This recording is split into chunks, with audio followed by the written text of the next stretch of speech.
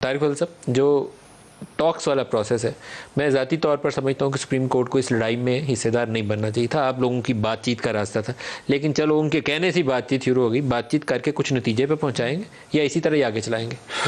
मैं सब जो पार्टियां बैठी हैं, मैं समझता हूँ कि सुप्रीम कोर्ट का भले उसमें फैसले में उन्होंने कल आपकी टॉक्स भी होनी है ना, मंगल के दिन आपकी टॉक्स भी बारह होनी है। लेकिन ये जो मुज़ाकरात हो रहे हैं इसमें बड़ी नेक नीति के साथ हम ये बातचीत कर रहे हैं और 14 मई को इंतखाबात कराने के लिए पूरा ख्याल ये है कि देखिए इंतखाबात 14 मई को अभी जो सारी जो गुफ्तगू हो रही है, जो फैसलों की बात हो रही है, सुप्रीम कोर्ट के फैसलों के ऊपर कोई हमने ये नहीं कहा कि जनाब हम सुप्रीम कोर्ट को नहीं मानते, हम सर 14 मई तो अब फैसले को नहीं मानते। 14 मई तो अब गई, आज हमारा मई है, सिर्फ वही 14 मई को कुछ नहीं हो सकता। एक ऐसा फैसला जो कि माइनॉरिटी जजेस का फैसला है वो हमारे ऊपर इम्प्लीमेंट करने की कोशिश ना की जाए, एक बात।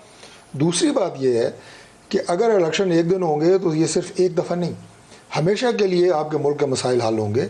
वरना ये जब भी इलेक्शन पंजाब में आपने तजवीज़ क्या दिया पीटीआई के साथ बातचीत में बैठे? देखिए अभी तो बहुत सारी बातें जो हैं वो ज़ाहिर है बातचीत के मरहले में हैं, चीज़ें आगे बढ़ी हैं, सीनियर मोस्ट हमारे लीडर्स उन मुज़ाकरात में शामिल जो हमारी अभी तक तासुर यह है कि पीडीएम चाहती है कि ये बजट अनाउंस करे, 30 जून तक बजट पास हो, IMF ऑन बोर्ड आ जाए, उसके बाद केयर टेकर आ जाए और 90 रोज़ के अंदर इंतखाबात करा दें। वो एंड सितंबर की या अक्टूबर के अवाइल में कोई एक तारीख बन सकती है। तो इसके ऊपर आप उस तजवीज़ के ऊपर बात करें, लेकिन पीटीआई वाले चाहते हैं कि नहीं, एज सुन एज पॉसिबल आप घर जाएं, केयर टेकर्स आके बजट पेश करें।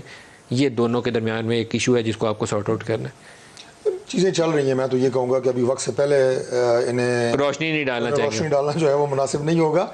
लेकिन बहरहाल खैर की खबर होगी और गुमान अच्छा रखना चाहिए, इंशाल्लाह कोई बेहतर नतीजा निकलेगा।